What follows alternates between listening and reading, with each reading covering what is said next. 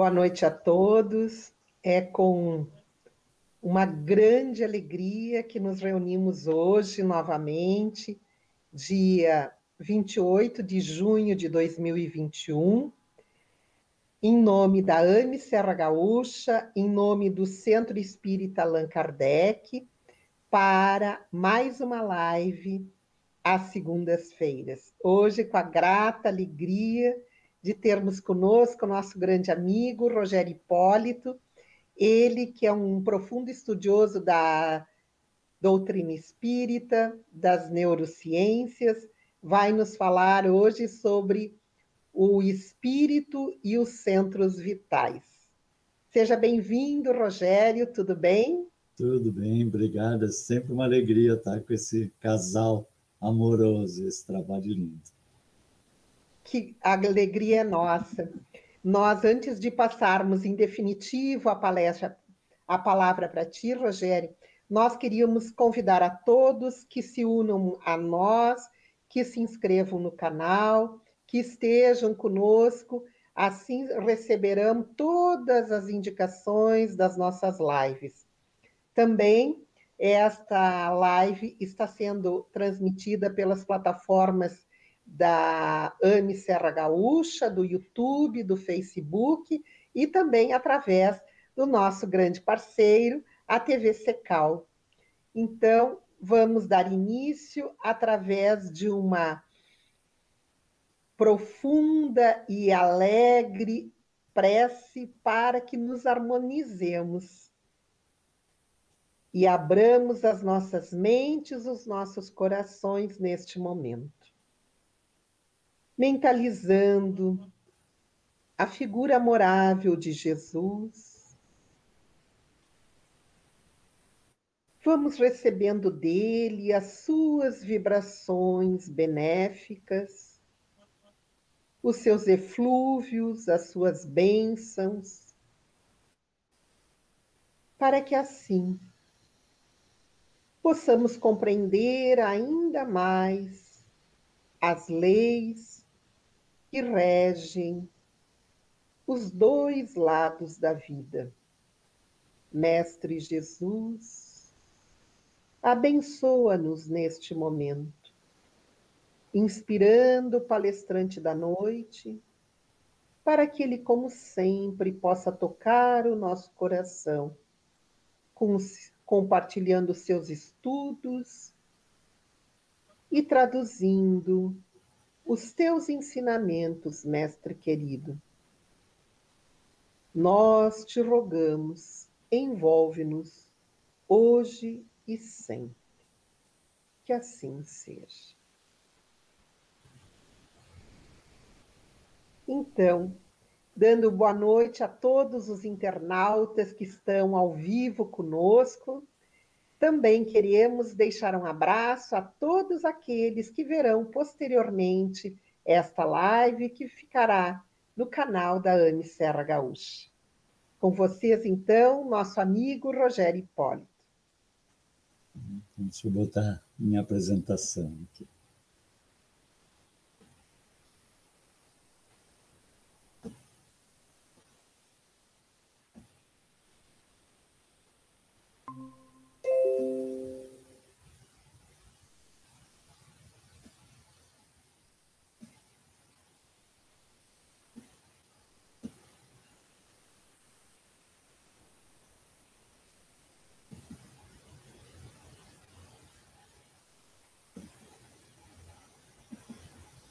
Bom, então, boa noite a todos. Como nós sempre colocamos, que Jesus, com seu amor, nos abençoe para que tenhamos um estudo bem alegre, bem produtivo e bem simples, que é a maneira mais gostosa de nós vivermos. Nós vamos tentar, então, abordar um pouquinho esse tema. Os centros vitais, ou também chamados chakras, surgem no nosso conhecimento nos Vedas há 5.000 anos antes de Cristo, colocando que havia uma ligação entre a parte material e a parte espiritual, corpo etéreo, ou dependendo dos nomes que eles utilizam ali nos Vedas. Isso nos leva à dualidade mente-cérebro, que se chama, ou a ideia de que existe um espírito e existe um corpo, existe um ambiente espiritual e um ambiente material. E a ciência tem se debruçado, de uma certa forma, sobre esses estudos, com as EQMs, as experiências de quase de morte, as terapias regressivas de vida passada, a epigenética, que está agora cada vez mais em voga, a compreensão de que a nossa mente, ou uma mente, muda o cérebro, portanto, há algo externo fazendo isso, o ambiente. Estudos em universidades sobre estados de consciência alterada, o fenômeno mediúnico, crianças que lembram de vidas passadas. Nós queríamos falar um pouquinho sobre o turnover da matéria, essa renovação que nós temos permanentemente. Por exemplo, a nossa pele, a partezinha mais superficial da pele, chamada epiderme, ela troca todinha a cada 3 meses. Então, se nós olharmos para a mão que nós estamos vendo agora não é a mão de 4 meses atrás. A pele que está ali já é outra pele.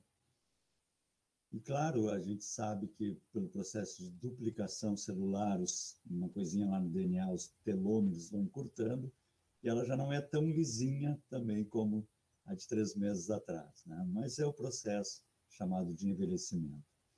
Mas tudo vai se trocando. A parede estomacal tem células que se trocam a cada 3 dias. O nosso sorriso do mês passado já não é o deste, porque as gengivas trocaram em 2 semanas. O nosso fígado se reconstitui a cada 5 meses. Algumas células do nosso corpo duram 1 dia e meio, e mais de 80% dos átomos do nosso corpo são trocados em 1 ano. Quase 100% das células do corpo são trocadas a cada 7 anos. Na verdade, isso é uma média. Muitas vão a 15 anos, outras duram menos, como a gente colocou. Determinados neurônios levam a vida toda. Se eu tenho 80 anos, eles podem durar 80 anos. Mas, numa média, nós trocamos a cada 7 anos. E o que mantém a estrutura do meu corpo? Se num ano trocamos 80% dos átomos, como mantemos a forma? Como mantemos a nossa identidade? Como retemos a memória? E, por incrível que pareça, com todo o avanço dos nossos estudos, nós sabemos que nós construímos inicialmente a memória de curto prazo no hipocampo, mas depois nós ainda não temos exatamente a localização da memória, o que leva mais uma vez à ideia de um espírito, uma mente extracorpórea. Mas o que se compreende agora é que a mente, né, e quando a gente fala em mente, nós não estamos falando necessariamente em cérebro, porque ele atua até no cérebro. A mente cria etiquetas genéticas. Então, por exemplo, todas as células têm o mesmo DNA, mas por um determinado momento diz que aquela célula vai se tornar uma célula cardíaca, aquela outra vai se tornar um neurônio. E essa ordem ela é mandada no momento em que está sendo formado o meu corpo, ou seja, nem cérebro eu tenho ainda, está sendo formado o processo do feto, e depois, cada vez que eu mando fazer uma célula, eu mando essa etiqueta, olha, isso está fazendo uma pele, então seja uma pele, não seja uma célula cardíaca, não seja uma célula muscular.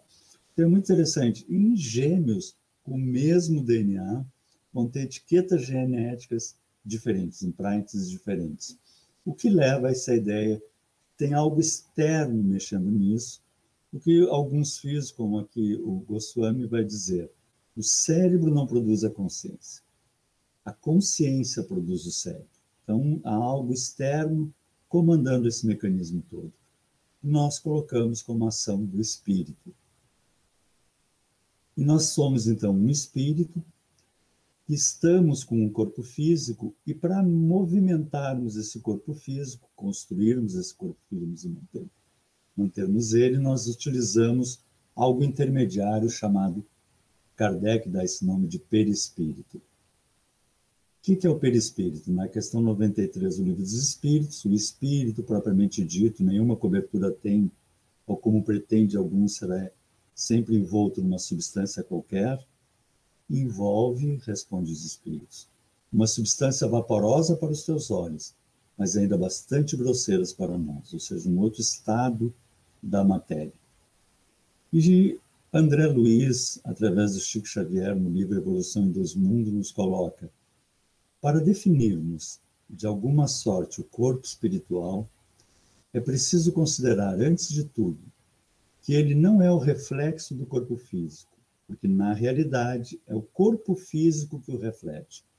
Então, o meu corpo é uma cópia do meu corpo espiritual que eu construí durante a evolução. O corpo espiritual, ou psicossoma, é assim o veículo físico relativamente definido pela ciência humana. Porque a ciência já fizeram vários estudos sobre isso. Nós vamos ter os campos mórficos do Rupert Sheldrake, as estruturas hologrâmicas de muitos físicos, os campos da vida do Harold Sax-Burn, os campos biomagnéticos da Thelma Moss, enfim, são vários estudos nessa área sobre o perispírito. Porém, os centros vitais, eles têm os centros vitais, diz André Luiz, que esta mesma ciência, por enquanto, não pode perquirir e reconhecer. Então, nós vamos entrar numa área que a espiritualidade nos traz, que as doutrinas indianas nos trazem, mas que a ciência ainda não conseguiu captar, que são os centros vitais. Nós vamos fazer uma rápida analogia, só para ter uma ideia, mais ou menos, de como seria. Se eu tiver a produção de energia elétrica, eu posso ter uma termoelétrica, uma usina nuclear, ou uma hidroelétrica, então eu retenho água numa barragem, faço ela escorrer por tubulações, mexem aquelas pás, e eu consigo, então, ter energia elétrica. E assim como naquele desenho lá de cima dos vasos comunicantes, se eu botar água num tubinho, eles vão tender a ficar iguaizinhos em todos, numa tomada é o mesmo processo. Num, teoricamente, eu tenho zero, no outro pontinho eu tenho bastante energia elétrica. Se eu ligar uma lâmpada, ela vai passar por dentro da lâmpada. Se eu ligar um aparelho, vai passar. Isso se chama diferença de potencial ou voltagem. Então, a energia elétrica se mede, como a gente sabe, em voltagem, tantos volts. Mas como nós estamos nos referindo ao espírito, o que seria essa energia do espírito, vamos dizer assim? Dá para fazer aquela brincadeira de preencher as letrinhas, né? A vontade. Então, o espírito produz uma vontade. Seria como se ele tivesse lá a hidrelétrica dele, ou termoelétrica, é a vontade do espírito. Aí ele envia essa vontade através do perispírito, que nós vamos fazer, fazendo a nossa semelhança aqui com as torres de alta tensão que nós vemos pelos campos. Ali vem lá da hidrelétrica com 500 mil volts até chegar nas cidades. Quando chega nas cidades, entra nas chamadas subestações. Aí vai transformar esses 500 mil volts que estão entrando na cidade. Não poderia se andar com 500 mil volts dentro da cidade. Eles são transformados em 20 mil volts. Estas subestações é que nós vamos chamar de centros vitais ou chakras. Essa transformação da minha vontade para uma energia mais de acordo com o corpo que eu vou utilizar. Que são aqueles fios lá em cima nos postes. Aqui a gente vê bem na figura lá atrás, tem uma torre de alta tensão, nos postes, os fios passando lá em cima 20 mil volts, e de quando em quando tem transformadores que passam esses 20 mil volts para 110, 127 ou 220 volts. O que seriam os transformadores? Os pontos de acupuntura. E como é lindo esse mecanismo, né? de funcionamento de toda a mecânica energética do nosso corpo.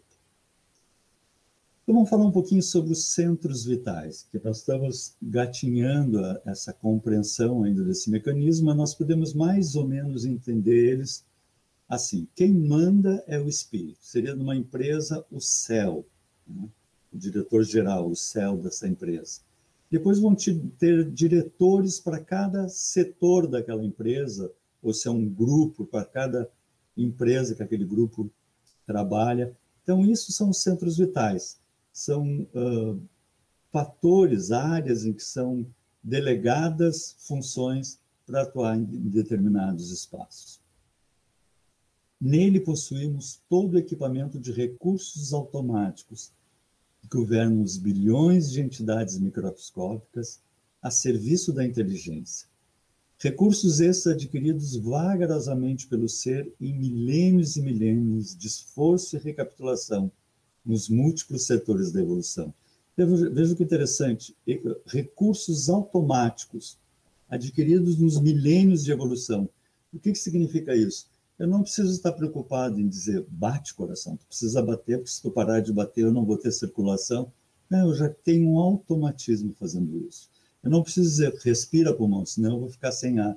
Eu já tenho um automatismo dizendo isso. Eu já tenho um automatismo dizendo para mim piscar enquanto eu estou falando essa palestra ou assistindo essa palestra, para lubrificar os meus olhos. Então, são conquistas de automatismos que eu tenho. E aí vem questões interessantes. Por exemplo, o nosso centro vital frontal está responsável pelo quê? Não dá nem para chamar de computador, porque ele está muito acima de qualquer computador imaginável. Ele tem plasticidade, ele tem funções, ele cresce por si mesmo, ele se autopromove. O Kant dizia que a grandeza de Deus é ter feito seres perfectíveis, ou seja, que se aperfeiçoam. Nosso cérebro se aperfeiçoa. Nosso computadorzinho nós temos que trocar por outro. Nosso cérebro, ele mesmo se aperfeiçoa dia a dia. Isso é fantástico, né? Mas nós inicialmente fomos olhar o cérebro para ver o que ele mexia no nosso corpo. E aí a gente foi descobrir, essa é a parte motora, essa é a parte da visão, essa é a parte da audição. E aí começamos a descobrir que ele atuava também em comportamentos. Como já se falou várias vezes, a amígdala, guardando a memória emocional, então os sustos que eu levo, as emoções que eu tenho de tensão são frutos dessa amígdala, então meu coração pulsa rapidamente. Eu não preciso dizer assim, se assuste o coração. Eu me assustei e aumenta, larga-se as catecolaminas, enfim, a adrenalina. Depois se descobriu que esse mecanismo começa a largar muita adrenalina, noradrenalina, aí então uma areazinha do meu hipotálamo manda lá em cima dos rins, do sistema adrenérgico, largar os corticoides. É uma coisa belíssima que funciona. Nós vamos ter também os circuitos dopaminérgicos que vão dar a minha ideia de prazer, ou seja, eu quero esse alimento, eu quero buscar essa coisa, e se eu erro, eu tenho uma supressão de dopamina dizendo, olha, tu está errando. Eu tenho o circuito serotonérgico dizendo assim, olha, a vida está legal. Se eu acho que a vida não está legal, eu tenho supressão de serotonina. Então, são mecanismos fantásticos que vão atuar no meu comportamento. Os neuropeptídeos ligados às emoções. Mas daí foi indo adiante as pesquisas da ciência e começou a entrar em áreas muito interessantes. Como, por exemplo, a questão do auto-engano. O Dunning, da Universidade de Cornell, fez experimentos muito interessantes. Ele fez análise de jogo de futebol, um jogo de futebol extremamente violento, que um dos times bateu no outro time violentamente e o juiz fingia que não via. Aquelas coisas que podem ocorrer às vezes no futebol. E os torcedores do time agredido, o que diziam? Fomos roubados. O juiz não marcou as faltas, foi um jogo violento. Isso os torcedores do time agredido. E os torcedores do time vitorioso? Violento. Jogadas fortes, mas normais. Não houve nada demais. Eles não estão mentindo, eles acham mesmo isso. Não, é que é um jogo de força, um jogo de impacto, isso ocorre mesmo. Né? Depois ele fez, são vários experimentos que ele fez. Um outro ele fez análise de relatórios falsos. Eram relatórios totalmente falsos, mas muito bem feitos, sobre questões em que os participantes já tinham posição. Ele já conhecia os participantes, ele tinha feito pesquisas antes, sabia a posição dos participantes, e aí ele faz relatórios falsos, muito convincentes, muito bem elaborados, por exemplo, sobre o governo exercer algum tipo de controle de natalidade, ou para que as famílias tenham mais filhos, ou que tenham menos filhos, enfim. Tem pessoas que são extremamente a favor, tem pessoas que são totalmente contra. E aí que é interessante, se o relatório tinha uma postura a favor, vamos supor, aqueles que concordavam diziam assim, que relatório bem feito. Um relatório maravilhoso, muito bem feito, muito colocado. Já os que eram contra diziam assim, não, mas esse relatório não está bom, os dados são insuficientes, a corte, são dados pequenos, enfim. Então, veja que interessante, né? Se era a meu favor, eu achava maravilhoso o relatório. Se era contra, eu achava que estava errado. Acho que a gente tem vivido muito isso hoje em dia, né? E aí ele confrontava: escuta, tu está dizendo que o relatório não é bom porque tu é contra? Eles, não, de maneira nenhuma, é porque o relatório não é bom mesmo. E eles não estavam mentindo.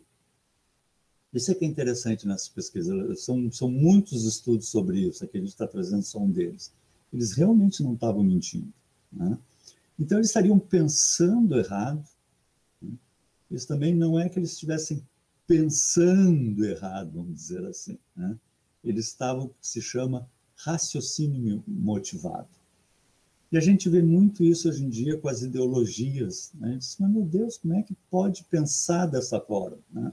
A pessoa está tomada por um raciocínio motivado. A emoção está falando mais do que a razão. E aí nós passamos a não ser racionais sem que tenhamos consciência disso.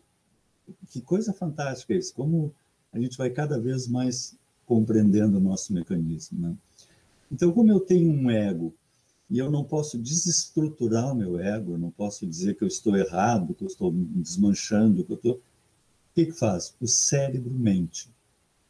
E vejam, aqui eu não estou dizendo o espírito mente. Quando eu encarno, eu passo a usar uma maquinaria. E ela, assim como o coração bate, assim como o pulmão respira, assim como os olhos piscam, o cérebro dá disparos de comportamentos. Olha que coisa fantástica isso, né? Que eu, como espírito, posso controlar e dizer não. Mas se eu não tenho o hábito do autocontrole, da autoanálise, eu passo a viver num automatismo. A gente brinca assim, é tipo passarinhos, né? Se nós vamos fazer uma brincadeira aqui, vamos dizer que nós disséssemos para os passarinhos, olha, tu vai encarnar agora. E o passarinho diz, nossa, mas como eu vou encarnar? Não, vai, que a gente garante aqui. Não, mas como é que vai ser? Não, vai, que tu vai ver que tu vai nascer, tu vai ir para o ninhozinho, daqui a pouquinho a mamãe vai te levar comidinha, tu vai abrir a boca automaticamente, a mamãe depois vai te empurrar, tu vai sair batendo as asinhas automaticamente, depois vai chegar um momento que a área, um momento da dança matrimonial, tu vai encher o teu peitinho, né? Tu vai saber ciscar, tu vai saber... Isso se chama instinto animal. E nós não podemos chamar porque nós ficamos meio incomodados de chamar de instinto hominal, né? Mas nós temos os mesmos impulsos, as mesmas tendências, então nós nascemos, ninguém vai precisar nos ensinar, nós vamos começar a gatinhar, daqui a pouquinho nós vamos começar a andar, daqui a pouquinho nós vamos ficar adolescentezinhos, vamos começar a dança do acasalamento, depois vamos começar... E vamos seguir. E se nós não fizermos nada, nós vamos passar a vida, vamos envelhecer, vamos morrer dentro de um automatismo. É quase assustador isso, né? Mas claro que sempre, o tempo todo, os amigos espirituais, a nossa própria consciência, nos convida a qual o sentido da vida, por que tu está aí, qual o objetivo, porque tu vai passar por isso, tu vai crescer, vai gatinhar, vai caminhar, vai envelhecer, mas para quê? E nós temos esses convites. Mas nele possuímos todo o equipamento de recursos automáticos, ou seja, o cérebro toma decisões automáticas. Depois entramos no centro vital laríngeo, né, responsável por fonação, respiração. E a belíssima respiração, nós quando enchemos o nosso pulmão, o sangue que veio lá do coração, já utilizado, venoso que se chama, ele vai nessas bolinhas chamadas alvéolos, um pulmão, né, elas são tão pequenininhas que o sangue fica quase exposto, e aí há a troca de oxigênio, o oxigênio entra para a corrente sanguínea, para as hemácias. Um pulmão tem cerca de 700 milhões de alvéolos. Que coisa belíssima isso. Nós respiramos por dia 17 mil litros de ar, uma bela piscina por dia nós respiramos automaticamente, aqui assistindo essa palestra, né, vendo um filme, lendo um livrinho, e a coisa funcionando, o coração batendo, indo para o pulmão oxigenando e enviando para as células, para o processo do ATP. Nós temos aqui também as cordas vocais, que nos separaram da animalidade e nos deram a capacidade de reflexão. E vamos ter também do Centro Vital Laríngeo o timo, né, responsável por fundamental no nosso sistema imunológico. Depois vamos ter o Centro Vital Cardíaco, estamos descendo, né? E nós temos, em média, 5 litros de sangue. A mulher que tem uma estrutura menor tem, em média, 4 litros de sangue, mas é só pela constituição. O cérebro da mulher é menor que o cérebro do homem, mas é o mesmo número de neurônios, o mesmo funcionamento, é só questão de constituição. E a gente fica pensando em garrafão, e o coração bombeia aquele sangue o tempo todo para todo o corpo. Quanto tempo leva o coração para bombear todos os 5 litros? 2 minutos. Então, enquanto nós estamos aqui assistindo essa palestra, quantas vezes o coração já bombeou todo o nosso sangue, fez todo o processo circular, 30% foi para o cérebro, para irrigar, e nós aqui assistindo palestra, né? 110 mil batidas por dia. E eu brinco, isso quando nós não estamos apaixonados, né? Eu acho que aumentam mais as batidas, né? Se nós pegássemos todos os caninhos do nosso corpo, dariam 96 mil quilômetros de veias e artérias. É algo espetacular, né? O centro vital esplênico, ligado ao baço, né, que filtra micro-organismos, partículas estranhas do sangue, como vírus e bactérias, produz linfócitos, realiza a reserva de sangue para o caso de hemorragia. O órgão pode reservar até 250 milímetros de sangue. Olha que espetáculo isso, né? O centro vital gástrico, né, responsável pelo sistema digestório, que alguns colocam como segundo cérebro, alguns colocam o coração como segundo cérebro, alguns colocam o gástrico, como o sistema digestório, como segundo cérebro. Mas é interessante que 90% da serotonina produzida no nosso corpo é no sistema digestório. Olha que espetáculo isso, né? Eu recomendo para quem gosta desse assunto, esse livro, O Cérebro Desconhecido, do Povo, Dr. Povo, como o sistema digestivo afeta nossas emoções, regula nossa imunidade, funciona como um órgão inteligente. Na verdade, tudo está interligado, né? E o gástrico é responsável por esse segundo cérebro. Por exemplo, é onde há o maior número de receptores de vitamina D, que hoje já se considera até um hormônio, e nós agora, com a questão do sistema imune, estamos muito conscientes da vitamina D, mas se descobriu recentemente que ela aumenta no cérebro a neurotrofina, ou seja, o fator de crescimento neural. Então, no sistema digestório, nós vamos assimilar o máximo de neurotrofina para o nosso fator de crescimento neural. Olha que máquina abençoada que nós temos que ter gratidão todo dia, né? Estamos utilizando. O centro vital genésico, responsável por todo o sistema reprodutor, a reprodução da espécie, e pelos hormônios, testosterona, masculino, progesterona, estrógeno, enfim. E, por fim, o centro vital coronário, no topo da cabeça, que está responsável a pineal, que se chama glândula pineal, mas, atualmente, os estudos estão cada vez mais levando ela como um órgão sensitivo. Eles tiraram a pineal, por exemplo, de pássaros migratórios, e eles não souberam ficar andando de volta, não souberam mais migrar, ou seja, ela nos dá uma sensação de colocação magnética na Terra e uma sensação própria sensitiva também, a nossa posição corporal. É algo espetacular, além, claro, é uma outra palestra, a questão espiritual da pineal. Mas nós estamos falando aqui no espírito e os centros vitais, né? Então, agora vamos pensar assim. Até agora eu falei em corpo. Qual a face espiritual desses centros vitais? Até agora eu só falei em corpo. Então, vamos começar. O genésico. Se ele está ligado aos órgãos reprodutores, ele está ligado também ao quê? À sexualidade. Nos diz André Luiz, o centro genésico guiando a modelagem de novas formas entre os homens ou o estabelecimento de estímulos criadores. Olha que lindo isso. Com vistas ao trabalho, à associação e à realização entre as almas. É muito superior além do simplesmente o roçar de células do sexo. E o que a OMS nos fala sobre sexualidade? É uma energia que nos motiva para procurar amor, contato, ternura e intimidade. E ela influencia pensamentos, sentimentos, ações e interações. E por isso influencia também a nossa saúde física e mental. Então, quando nós falamos em sexualidade, nós estamos falando de uma vibração muito superior, muito além do que normalmente nós classificamos e imaginamos que seja, né? Essa união entre espíritos, esse estímulo de crescermos, esses abraços, esses sorrisos, que nós estamos tão sentindo falta hoje em dia, né?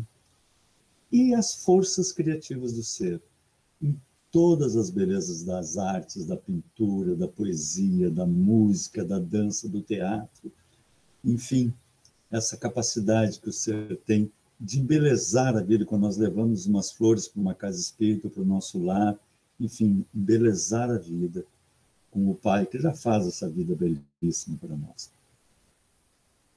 O centro vital gástrico, responsabilizando-se pela digestão e absorção dos alimentos densos ou menos densos, de qualquer modo, representam concentrados fluídicos, penetrando a organização. André Luiz ele consegue colocar em umas frasezinhas uma profundidade imensa. Um concentrado fluídico, o passe de um alimento, o magnetismo de um alimento. Então, nós estamos falando em energia vital, alimentação. E a primeira coisa que nós temos que falar é em qualidade. O Dr. Ornish, da Universidade da Califórnia, fez um estudo com pacientes com câncer, exclusivamente com um programa intensivo de nutrição. A gente não dá, desculpem colocar assim, mas muita bola para a alimentação. A gente sabe que deve cuidar da alimentação, tal, né? Mas enfim, né? Mas é fundamental a energia que nós estamos dando de passe ao nosso corpo e ao nosso espírito diariamente. E ele fez um estudo com 31 homens com câncer de próstata. Olha que interessante. Em 3 meses, num programa intensivo de nutrição e modo de vida, ou seja, caminhadas, mas principalmente intensivo de nutrição, ativou 48 genes relativos à supressão do tumor, só com alimentação.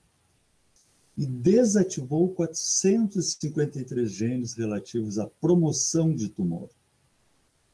Veja o que é o poder da nossa alimentação. Se sabe hoje em dia, pelos estudos atuais do que nós podemos compreender, que a melhor dieta é a dieta do Mediterrâneo, ou seja, frutas, legumes, cereais, menos açúcares, menos carne vermelha e nada de álcool. É o ideal para nós desenvolvermos genes benéficos para a nossa saúde.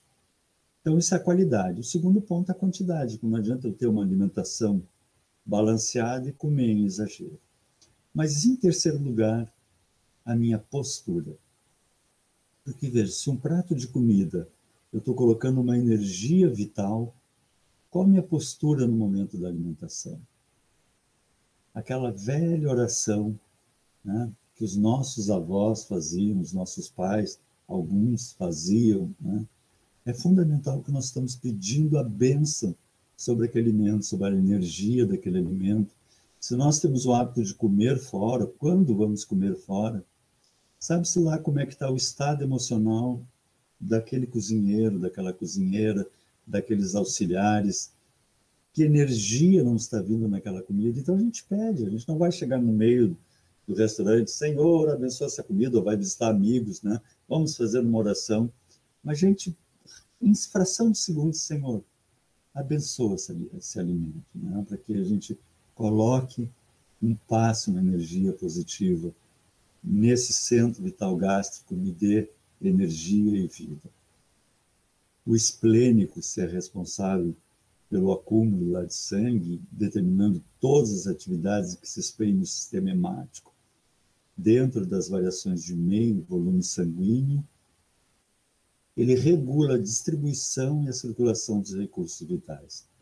Então, ele seria como um reservatório, dentro da eletrônica se chamaria um capacitor, né? Que guarda aquela energia, quando precisa, ele lança aquela energia. Então, ele é o nosso capacitor, o nosso reservatório de vitalidade. E essa vitalidade é fundamental para o meu dia, para o meu mês, para o meu ano, para a minha vida. E a questão é como que eu estou usando essa vitalidade, como que eu estou descarregando ela, né? Em primeiro lugar, com o tempo. André Luiz nos fala muito sobre o que ele chama do horror do mata-tempo, ou passatempo, que é matar horas do seu tempo fazendo um joguinho, né? Ouvindo bobagem, ou ficando folhando. Antigamente, nós matávamos o nosso tempo na televisão. Ficávamos ali assim, nada que preste, nada que preste, nada que preste. Íamos dormir, no outro dia estava lá, nada que preste. E passava a vida. Nada que preste. Agora, a internet. Quantas vezes nós ficamos ali folhando aquele fez, às vezes nos irritando, às vezes aí folhando, né? Matando o tempo. Quando nós podíamos estar vendo um artigo interessante, lendo um livro, assistindo um filme legal, né? Construindo alguma coisa legal dentro de nós. Então, a nossa vitalidade que não seja desperdiçada. E outro processo, os nossos humores. Como que eles estão atuando na nossa vitalidade, que tipo de vitalidade eu estou guardando, eu estou, como chama André Luiz, eu estou albergando dentro de mim. Que tipo de vitalidade?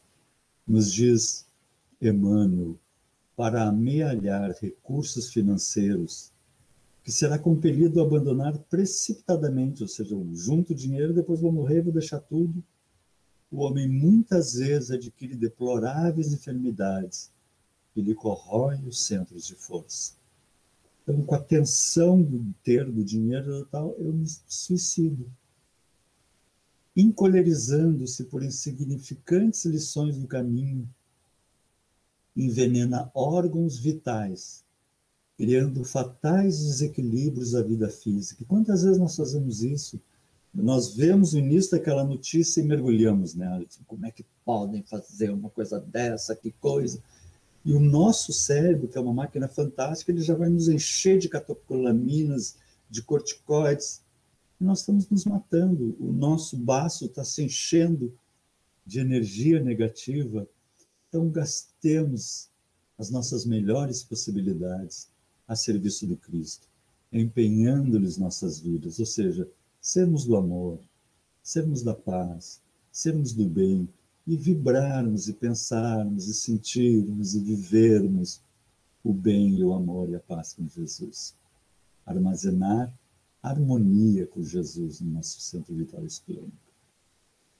O centro vital laríngeo, e aqui, é claro, vamos tentar, sempre é tudo uma coisa só, né? Mas nós vamos abordar o verbo, nós sabemos que nós temos lá a área de Wernicke, a área de Broca no cérebro, responsável pela compreensão da linguagem, ou pela produção da linguagem, então isso está ligado ao cérebro. Nós queremos falar em termos de vibração, né?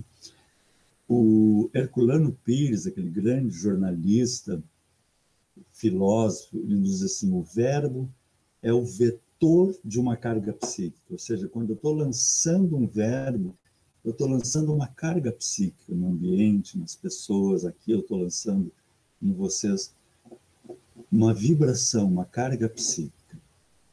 E o nosso verbo no dia a dia pode ter algumas características. Infelizmente, a maioria de nós gosta do verbo para aparecer, né? A gente já falou isso em outras ocasiões. Se a gente está num grupo de amigos ou num aniversário, hoje em dia a gente está com dificuldade de estar em grupos, né? Mas não é na época que nós estávamos.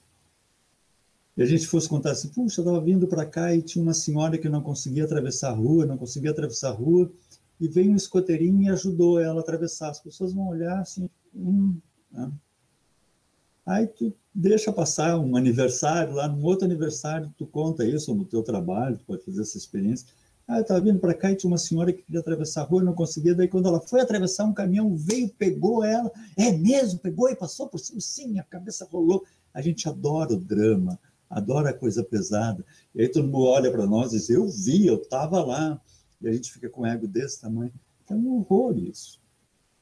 E a gente fala coisas bombásticas só para o nosso ego chamar atenção, e nós chamarmos atenção, só que nós estamos semeando desequilíbrio e produzindo, como quando a gente semeia esse veneno, a panela do veneno somos nós, e nós nos intoxicamos.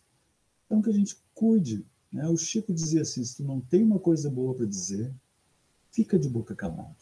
Olha que lição linda, né? Ou então robotizado, né? A gente vê e repete, que é outro processo muito comum. Então, tu viu que agora o fulano, tu viu que fulano matou não sei o quê, tu viu que agora saiu não sei o quê, e a gente não pensa, a gente não verbaliza nada nobre. A gente simplesmente é um papagaio repetindo robotizadamente as coisas. Ou, finalmente, a gente fala para construir. A gente cuida quando vai falar e quando vai falar tenta dar um estímulo, tenta dar uma visão holística da vida, tenta dar uma visão de eternidade da nossa evolução, tenta ampliar nosso campo de ação e de esperança, e de otimismo, e de compreensão do que é a mesma vida, não essa coisinha pequena de uma vida. Quando a gente passa por uma mamãe com um bebê, a gente diz assim, que coisa mais linda, não existe mais coisa mais gostosa para uma mãe ouvir isso, mesmo que o bebê não seja tão lindo, mas é um bebê é uma coisa linda. A gente vai no mercado, diz que bonito o teu cabelo, que legal essa tua roupa, sempre estimulando, incentivando, semeando amor, semeando estímulo. E quando a gente entra nessa faixa de amor, a gente entra na vibração do amor. E aí é que a gente quer colocar o verbo do centro vital laríngeo, a vibração que eu emito. A gente já brincou isso até em curso de palestrantes, a Samira e o Vitório lembram que a gente falava isso, né? Que eu posso estar fazendo essa palestra para vocês dessa forma, dizendo as mesmas coisas que eu estou dizendo para vocês, colocando as mesmas colocações que eu estou colocando, falando sobre os centros vitais, mas chega um momento que vocês já estão desesperados com o meu tom de voz. Porque é o verbo. A vibração que eu emito de mim é a vibração que eu passo para aqueles que estão em torno de mim. Então, qual a vibração que eu estou vivendo? E que eu estou emitindo? Tem palestras que são de um conteúdo lindo, mas de uma vibração complicada. Então, qual o meu padrão vibratório? Que seja um padrão vibratório harmônico. Porque o padrão vibratório harmônico vai levar a um estado emocional harmônico e automaticamente o meu timo vai ser afetado pelo estado emocional que hoje já se sabe que é afetado. E todo o meu sistema imunológico, toda a minha estrutura vai estar renovada. O centro vital frontal, né, da nossa máquina espetacular, o cérebro, ligando aos nossos pensamentos. Nós podemos ter os chamados pensamentos recorrentes ou os pensamentos renovados. Os recorrentes são os que eu trago evolutivamente, através do processo evolucionário. Então, por exemplo, a necessidade de achar que eu sou ótimo, senão eu não saía da caverna. Eu não enfrentava as feras, eu não saía à caça, eu teria medo, não, então eu sou o cara, eu consigo.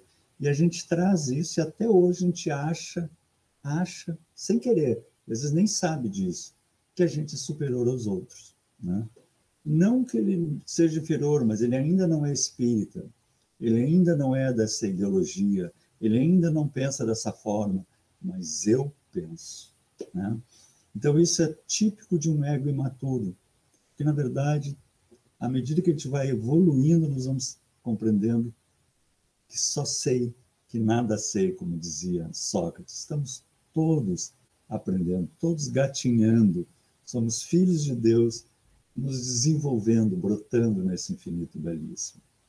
Outro aspecto recorrente do pensamento evolucionário é a possessividade. Nós sempre tínhamos muita dificuldade em obter a caça, obter o alimento. Então, depois que obtínhamos, é meu, né?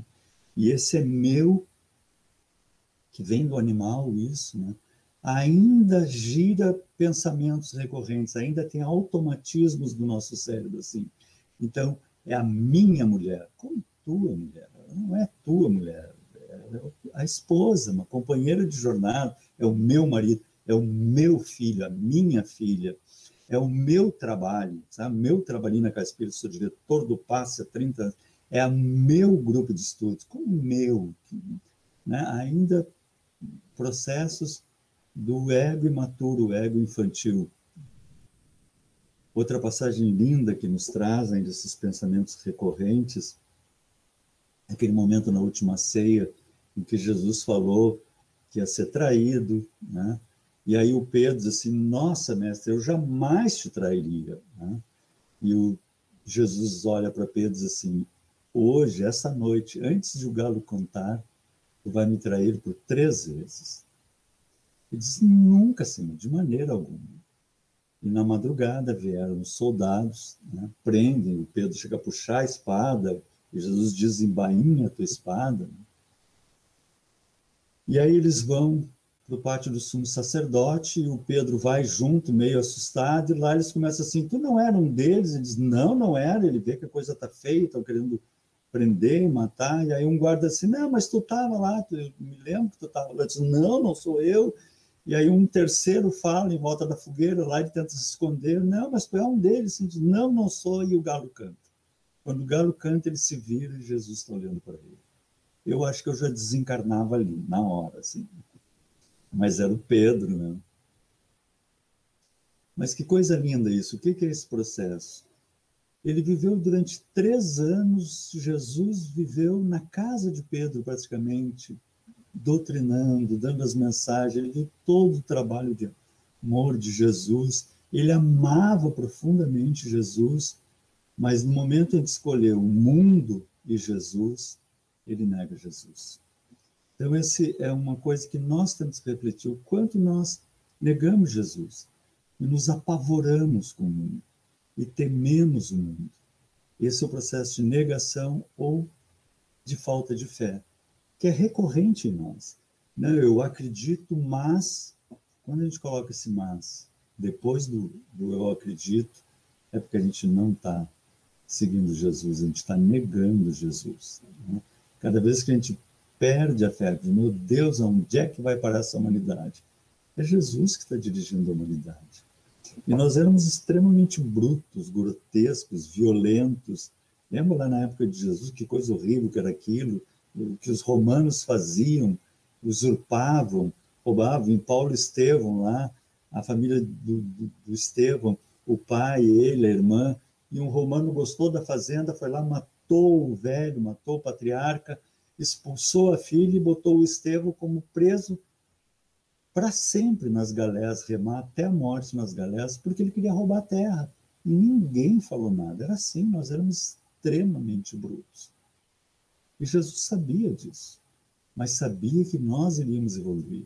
Nós éramos muito mais brutos, sujos, grotescos, nós estamos muito mais inteligentes, muito mais lúcidos, muito mais bondosos, mas ainda trazemos um bom lado animal dentro de nós. E ainda negamos esse caminho da luz, ainda achamos que a felicidade está em resolvermos o mundo, quando o mundo é uma escola que está naturalmente evoluindo, crescendo e vai continuar crescendo com a gente ou sem a gente, porque Jesus está no mundo. Então essa falta de fé, né, nos acompanha e acompanha a humanidade até hoje, quando Pilatos vê que Jesus não tinha nenhum erro, ele manda açoitar, flagelar Jesus e traz para a população, olha, já açoitei ele, né? Solto ele ou vocês querem que eu solte o outro, Barrabás? O que era Barrabás? Barrabás era aquele da revolução, da política, né? A Barrabás era o político, queria derrubar Roma, porque olha o absurdo que Roma estava fazendo, né? E o povo vai para onde? Para Barrabás. E até hoje nosso coração sofre com o Barrabás da vida, porque ainda não entendemos que Jesus está no leme, que Jesus é o caminho. E quando nós entregamos o coração a Jesus, nós caminhamos em paz. Então, o que são esses pensamentos? Superioridade, possessividade, falta de fé? Os automatismos do nosso cérebro evolucionário. Nós ainda precisávamos disso enquanto nós éramos animal, nós precisávamos ver a caça, não podia estar viajando em outras coisas, mas agora eles são fonte de sofrimento. E nós somos convidados a largar a matéria, a tirar o casulo da matéria, a sair, voarmos com borboletas ou rompermos a semente e florescermos. Esse é o convite que Jesus nos faz. Então nós vamos para os pensamentos renovados. Reprogramar os nossos pensamentos. Existem as terapias dentro da psicologia, existe a epigenética que nos fala em modificar pensamentos, sentimentos e ambiente, a nossa rotina.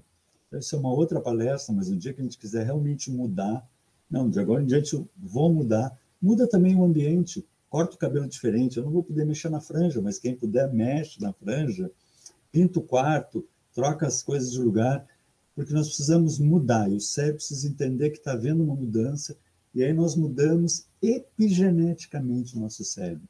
Mudamos o DNA, ligamos e desligamos o nosso DNA. É algo espetacular o que nós podemos fazer com o nosso cérebro, co-criando ele. A Ellen, doutora Ellen,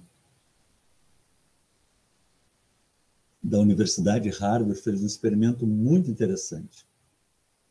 Ela fez um retiro no mosteiro de Peterborough, em Halifax, um retiro de 5 dias, com homens de 70 e tantos a 80 e tantos anos de idade, nessa faixa etária.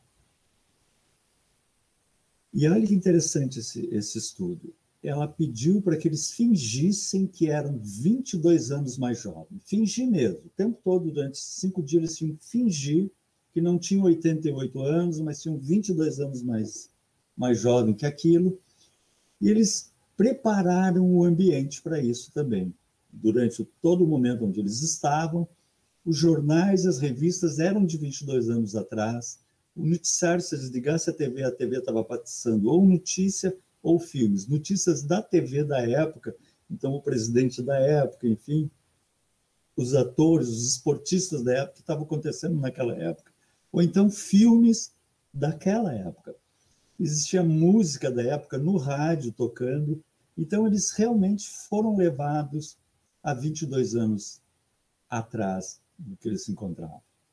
Após apenas 5 dias, olha que coisa impressionante a capacidade do nosso cérebro de ser plástico e de alterarmos a nossa vida. A gente acha assim, meu Deus, quando é que eu vou mudar? Só na vida que vem. Se tu está dizendo isso, tu realmente só vai mudar na vida que vem, porque é a ordem que tu está dando. Agora, se tu disser assim, já, agora, não vou ser mais aquela criatura velha. Agora eu vou mudar. O teu cérebro automaticamente começa a mudar. Após 5 dias, houve melhorias na altura e no modo de andar. Eles deixaram de ser mais curvados e ficaram mais eretos. As articulações ficaram mais flexíveis, os dedos foram alongados e diminuição da artrite. Eles tinham feito toda uma batelada de exames antes. A visão e a audição melhoraram. A força de apreensão, que é um exercício que se faz, um teste que se faz, ou seja, o tônus muscular todo melhorou. E aumento da cognição mental, 67% para eles, em relação a 40% do grupo de controle. Olha que espetáculo, em 5 dias eu fazendo o meu cérebro trabalhar de uma forma diferente. Então esse é o potencial que nós trazemos permanentemente, de realmente sermos melhores. A psicologia positiva, que já tem se falado bastante sobre que tipo de pensamento e de sentimentos eu estou cultivando. O Kazuo Murakami, também muito conhecido no Código Divino da Vida, ele nos fala que pensamentos de gratidão, bondade, otimismo, alegria ativam os genes benéficos, o mesmo processo. Né? E a meditação, em que quando eu vou meditar, eu não posso pensar no que eu não quero ser. Eu não quero ser mais guloso, eu não quero ser mais nervoso. O que eu estou fazendo? Eu estou ampliando, fortalecendo os circuitos neurais da gula, do nervosismo. Eu tenho que pensar o que eu quero ser. Já. Então, eu mentalizo a figura que eu quero ser. De agora em diante, eu sou assim. Eu dou essa ordem para o cérebro. Por isso que eu preciso acalmar, serenizar o corpo, acalmar o corpo para que o corpo não perturbe. E eu mentalizo o ser que eu desejo. Todo o meu cérebro vai trabalhar em função disso. Em 5 dias vejo as modificações. Imagina se eu passar 1 ano meditando. É fantástico. as mudanças que nós podemos obter, de paz, de equilíbrio, as conquistas que nós queremos. Quem já nos dava uma aula de epigenética era o nosso querido Paulo de Tarso. Tudo que há de bom, tudo que há de belo, tudo que há de nobre, nisso pensai. E claro, nisso colocai os olhos. Né? O que eu estou vendo no celular? O que eu estou vendo no computador? Se não é legal, passa, tira, pula, não mergulha, não te intoxica. É natural que existem, enquanto nós estamos aqui assistindo essa palestra, existem espíritos sofrendo no umbral.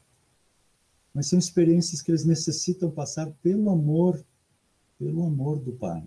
Existem espíritos produzindo umbrais, né? Encarnados ou desencarnados, mas nós somos convidados a florescer onde Deus nos plantou.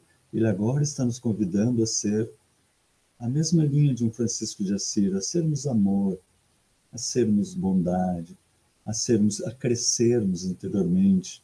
Então, nisso pensar, nisso colocar os olhos, nisso colocar as suas emoções.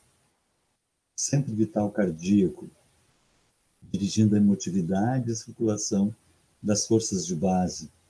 Pensamentos e sentimentos, nós sabemos, né, geram emoções. Emoção é a enervação física dos meus pensamentos e sentimentos. Tem o mesmo processo lá do verbo que nós colocamos lá, né? Então, se eu tenho determinados pensamentos, eu largo as adrenalina, meu coração pulsa mais rápido, eu sinto no coração isso. Mas não se limita somente a isso. Quem se lembra daquele trabalho que a gente fez sobre a oração na prece de Ismael, no livro Os Mensageiros, do Chico Xavier, com André Luiz, ele nos diz assim: luzes diamantinas irradiavam de todo o seu corpo, do corpo da Ismael, em particular do tórax, cujo âmago parecia conter uma misteriosa lâmpada acesa, ou seja, o centro vital cardíaco é como se fosse uma lâmpada acesa. Não tem coisa além do que um simples disparo de hormônios e de neurotransmissores dando ordens para o coração pulsar. Fixando instintivamente o alto, ele estava falando sobre a prece que descia, né, caía copiosamente sobre nós que orávamos, não caía sobre os pacientes, os flocos tocavam em nós e da nossa fronte e do peito saía aquelas bolhas de luz em direção aos pacientes. Então vejam, o nosso centro frontal e o nosso centro cardíaco são os que irradiam as energias que nós recebemos do alto, né?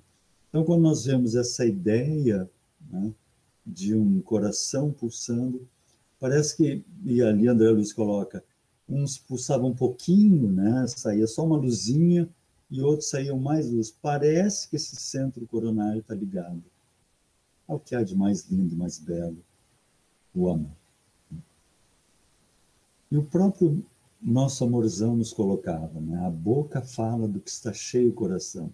Aqui ele estava dando uma reprimenda, raça de víboras, né? Como é que tu está deixando o teu coração e a tua boca está falando o que está no teu coração? E no Missionários da Luz, nós vemos aquele caso daquela irmã, uma trabalhadora que ia para a casa espírita e o marido briga com ela e ela recebe toda aquela carga do esposo incompreensível. E ele narra assim: vejamos esta irmã, observe-lhe o coração e principalmente a válvula mitral, tenuíssima nuvem negra que cobria grande extensão da zona indicada. Se a mente da criatura encarnada ainda não atingiu a disciplina das emoções, ou seja, uma coisa negra em volta do coração dela, se alimenta paixões que a desarmonizam com a realidade, pode a qualquer momento intoxicar-se com as emoções mentais. Então, veja assim, ela tinha intoxicado o coração com as emoções mentais. Então, se alimenta paixões. O estresse é algo natural no nosso modo de sobrevivência. Então, se eu estou caminhando no campo, vem um touro, eu largo as catecolaminas, as noradrenalinas, é bem conhecido isso. Agora, se esse touro está constantemente atrás de mim, e pode ser que um marido incompreensível, uma esposa neurótica, um filho rebelde, um chefe ignorante, aí eu entro em estresse crônico e passo a viver em ataque ou fuga o tempo todo. Aí é grave, né? Aí leva ao óbito. Mas eu posso não ter esse touro fora de mim.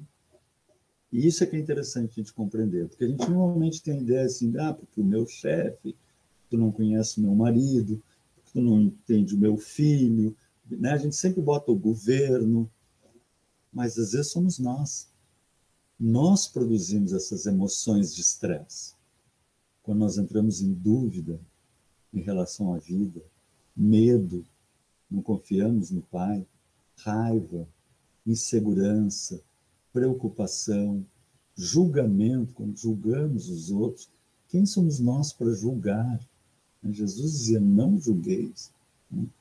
Tudo isso são emoções que nós criamos, pensamos e todo o nosso sistema entra em estado de ataque ou fuga. Nós começamos a largar catecolaminas, noradrenalina, corticoides e nos autoestressamos. Olha que interessante, hostilidade. Como é que uma pessoa pode fazer uma coisa dessa? Nós estamos nos intoxicando. Ele pode fazer porque ele é um espírito inferior e vamos rezar, vamos fazer o melhor para conseguir driblar esse mal que sempre destrói o que levou anos para construir, mas depois vem o bem e constrói, e cada vez a civilização avança. Tristeza exagerada, culpa, vergonha, enfim, são emoções destrutivas.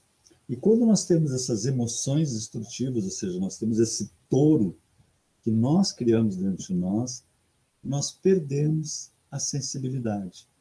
Que quando tem um touro correndo atrás de ti, tu não vai parar para olhar uma flor, tu vai correr. E quando nós criamos essas coisas de hostilidade, irritação, né, enfim, nós perdemos a possibilidade de perceber a vida, a beleza da vida que o Pai nos deu. Nós perdemos a libido, porque não é hora de namorar, mas perdemos a capacidade de amar e ser amados. Nós diminuímos, tudo são características bem estudadas, nós diminuímos a capacidade de criatividade, porque nós temos um touro dentro de nós, na verdade, que nós construímos, porque nós estamos fugindo desse processo que nós construímos e perdemos a capacidade de perceber, de criar, de ampliar os nossos horizontes, de planificar a nossa vida. E o nosso sistema imunológico cai, porque não é hora de lutar com coisinhas pequenas quando tem um touro grande. Então cai o nosso sistema imunológico quando nós estamos estressados e nós deixamos de ter a vida saudável que nós queríamos ter. Então é associado a vários processos. Então como anda o nosso coração? As nossas emoções. Porque assim como nós temos essas emoções hostis, nós temos emoções criativas. E é nelas que nós devemos centrar o nosso coração, bem colocando, na gratidão. Nós temos uma lista de coisas que nós queremos, graças a Deus, o que nos impulsiona a caminhar. Mas vamos agradecer pelo que nós já temos. Nós podemos estar agora num lar abrigado, tivemos um prato de comida, vamos ter uma cama para deitar, temos o nosso corpo, nossos olhos para ver, nossos ouvidos. Vamos nos encher de gratidão, de alegria, porque a vida foi feita para sermos alegres. Regozijai-vos no Senhor, alegrai-vos na vida. Inspiração, vamos ouvir o que o alto nos convida a cada dia, desabrochar dentro de nós uma vida cheia de inspiração, de confiança, que Jesus está no leme. O Pai de amor fez tudo que nós estamos vivendo. E isso, tudo que nós estamos vivendo, é a escola de amor do Pai. E, portanto, vamos ter paz. Paz e, a cada momento, foco. Uma coisa de cada vez. Eu agora vou assistir essa palestra, depois eu vou ler um livrinho, depois eu vou fazer um lanchinho, depois eu vou... E cada vez que eu estiver fazendo uma coisa, faça com entrega, com paz, com gratidão, com alegria, e de coisa em coisa, nós vivemos a nossa vida em paz. O coração como bússola da nossa paz. Se ele está apertado, eu não estou com Jesus. Bem-aventurados os puros de coração. Para encerrar, desculpe que passamos um pouquinho do tempo, o nosso centro vital coronário, né? Temos particularmente no centro coronário o ponto de interação entre as forças determinantes do espírito e as forças físio-psicossomáticas organizadas. Dele parte desse modo as correntes de energia vitalizante formada de estímulos espirituais. Então, o que vai ter o centro coronário, essa lótus de 1000 pétalas? Duas funções. Atender um centro vital deficitário. Então, se eu comi demais, ele vai atender aquele centro. Se eu mudei meu padrão vibratório, ele vai atender. Se eu intoxiquei meu coração, ele vai... E ele perde a segunda função, que é a mais importante. Abrir-se ao alto. Abrir-se aos amigos espirituais, abrir-se à estesia, abrir-se a Deus. Nós temos dois tipos de pensamento, eu vou ser um pouco rápido por causa do nosso tempo. Ou aqueles automáticos que nós nos referimos, ou o raciocínio elaborado, como nós temos, quando temos um problema, ou quando nos dedicamos a meditar e à transcendência. Então, nós podemos viver em dois sistemas. Normalmente, nós vivemos um sistema de alma encarnada, ou seja, a minha vida é o meu corpo, é o ambiente, é a política, é a situação, total. Isso é a vida. Isso é uma escola temporária. Roma passou, Grécia passou, a Idade Média passou. Isso tudo vai passar. E nós ficamos presos ao tempo.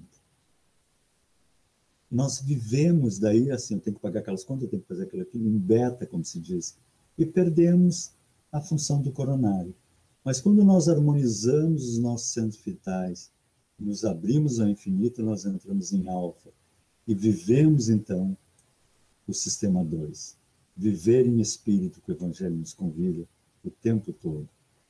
Que é viver na harmonia cósmica. Tudo está plenamente harmônico. Os pássaros cantam.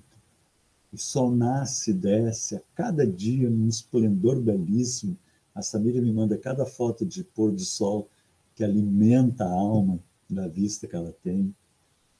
Nós compreendemos que a minha vida não é essa vidinha aqui de quando eu nasci e vou morrer, mas eu já vivo a eternidade, o presente eterno. Nossa vida é essa eternidade. E aí, a partir daí, nós somos livres, somos eternos, atemporais, fora do tempo, filhos de Deus navegando no infinito. E aí nós nos abrimos à estesia cósmica universal. E aí nós fazemos a divina construção da nossa paz. No vós sois a luz do mundo, que Jesus nos fala.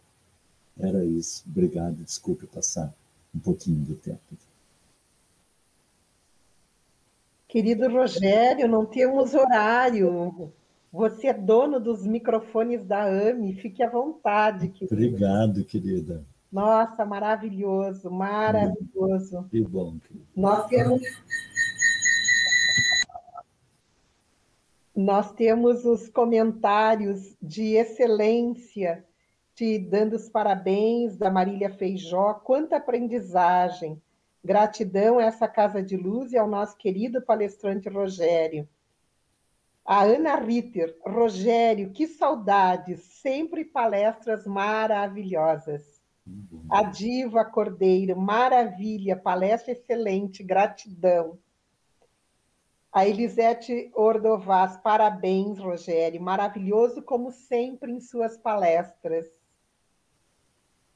E o Sérgio Frá coloca, maravilhoso como sempre, roteiro de mudanças para que nós possamos mudar e viver melhor. Beijo no coração. Beijo no coração. Só agradecimentos. A Lia coloca gratidão pela palestra maravilhosa, Rogério. A Anne Serra sempre compartilha conteúdo excepcional. Verdade. Meu querido, é uma alegria sempre te ter conosco, porque nós aprendemos a cada dia esse roteiro de nós nos melhorarmos e melhorarmos a cada momento no quesito desse autodescobrimento, dessa nossa autoiluminação. E como tu dizes, somos espíritos imortais, temos a eternidade e não fazemos uso disso. Temos muito ainda que aprender. A Sônia Minos coloca muito bom, bela, ótima explicação. Que bom, querido. Nossa, passou tão rápido que quando tu falaste do tempo, eu me dei conta. E daí verificar, mas nós aqui ficaríamos ouvindo muito mais tempo, com certeza. A Rejane também coloca: parabéns, maravilhosa a tua palestra. A Eliane Magnani: muito maravilhoso, não precisava se apressar, palestra excelente. Todo mundo gosta de te ouvir, isso é muito bom. Vitória, alguma consideração? Eu só queria dizer realmente, Rogério, que a gente ficaria até a meia-noite te ouvindo, como sempre. Maravilhosa a tua colocação, a maneira leve que tu traz, esse teu conhecimento, essa sabedoria, que toca a todos nós no coração, querido. É uma satisfação sempre te ouvir. Obrigado. E como o pessoal também expressou, eu ficaria no mínimo até a meia-noite te ouvindo. Ótimo, querido. Gratidão. Gratidão. Eu que agradeço, queridos. Nossa, coisa boa. E parabéns esse trabalho de vocês aí. Nós estamos disseminando um trabalho muito lindo de luz. É um trabalho de todos nós, contando sempre contigo também, que tu é um grande irmão e companheiro, né? Nessa labuta. Não, labuta não, é um prazer nesse trabalho que a gente tenta realizar, mas sem a tua presença e de outros queridos amigos também, com certeza não seria tão bom e teria uma abrangência tão grande. Que coisa boa, né? Na verdade, nos aguentamos algumas encarnações, né? Com certeza, não um puxando o outro aí. Mais alguns elogios. O Edson Aguzoli: saudade dos encontros da Anne em Caxias. Nós também temos, né, Rogério? É mesmo. Ontem eu e o Vitório comentávamos daqueles nossos domingos pela manhã, aquele café da manhã no Hotel Cosmos, onde nós trocávamos as impressões depois da jornada, maravilhoso. A Jocélia Rodrigues: quanto ensinamento, gratidão. E o Carlos Tadeu: agradecimento pelo aprendizado. Querido amigo Rogério, não temos como agradecer por essa noite de tanta inspiração, de tanto conhecimento e com a tua generosidade em compartilhar conosco, eternos aprendizes que somos, né? Todos nós, Nós vamos deixar, então, pelas tuas considerações finais e a prece, se tu pudesses fazer para nós. Certo. Então, agradecemos novamente, de novo, para vocês. Vamos fazer nossa prece, então.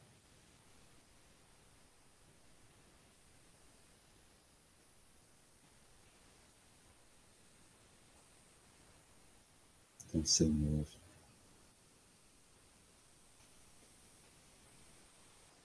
muito obrigado. Cada vez que pegas nossa mão com tanto carinho e nos conduzes ao alto, ao porto seguro de teu coração. Abençoa nossa caminhada, para que aprendamos a ser confiantes e simples como os pássaros do céu, florescendo como as flores do campo, caminhando, Senhor, quietinhos, nossa jornada infinita de luz, amando e servindo em tua seara. Que teu amor abençoe nossos lares, nossos entes queridos, mesmo aqueles que ainda não te compreendem.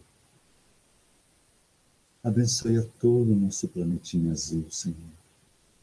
Aqueles que ainda necessitam dores mais fortes para quebrarem os grilhões da animalidade e abrirem-se para o infinito.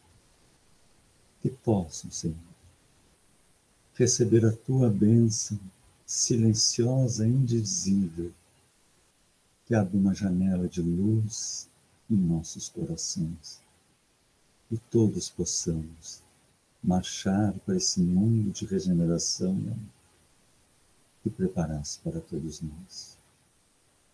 Muito obrigado a esses queridos amigos espirituais que dirigem essas atividades. E mais uma vez, obrigado, Senhor. Que assim seja.